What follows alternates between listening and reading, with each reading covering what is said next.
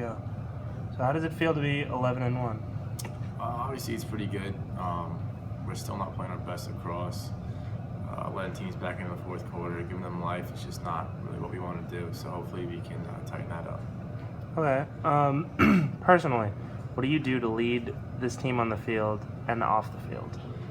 I just try to be the hardest worker. Obviously, you got guys that really, like Tommy Vocal, that work as hard as they can all the time, and to try and match him or even come close to matching him is something that I try to do, and whether it's in the weight room or whether it's in the classroom. So. Okay. On the season, you personally have 35 goals and 24 assists. How are you putting up these crazy stats? Honestly, it's my teammates around me. Dylan Alderman, Alex Mosier, these guys, they don't really get recognition very much, but they're the guys doing all the hard work, and it ends up luckily in my stick, and I get all the glory, but it's 100% all the guys around me that are finding me. All right, so with those stats, you've been put on the T. Wharton Award watch list. How does that make you feel? It's pretty cool. Obviously, whenever you're recognized, it's very humbling at that level. But at the end of the day, I'm looking for a CAA championship, and that's the main goal. Okay.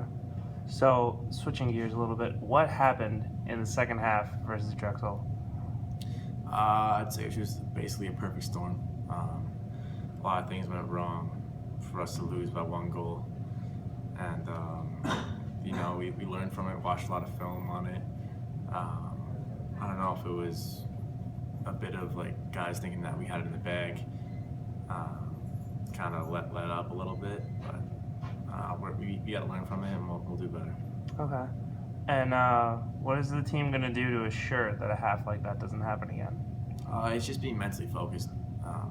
The guys, we do little activities that make sure we're focused through the entire practice sometimes, and so we're just getting better. Okay. And so what did you guys do to rally back and grab the big win against UMass this week?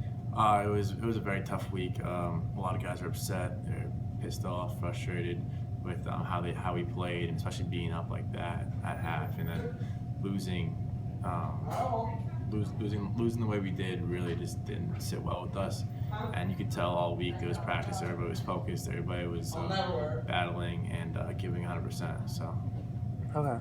So fourth quarters this season, you mentioned it. You guys have been outscored 41-27 on the season. So what problems have been plaguing you guys? I think it's just it's a sense of that we usually get up pretty good on teams. So we try to play a little bit differently than we normally do, and we try to maybe hold the ball a bit more and run the clock and be a bit smarter with our possessions. Where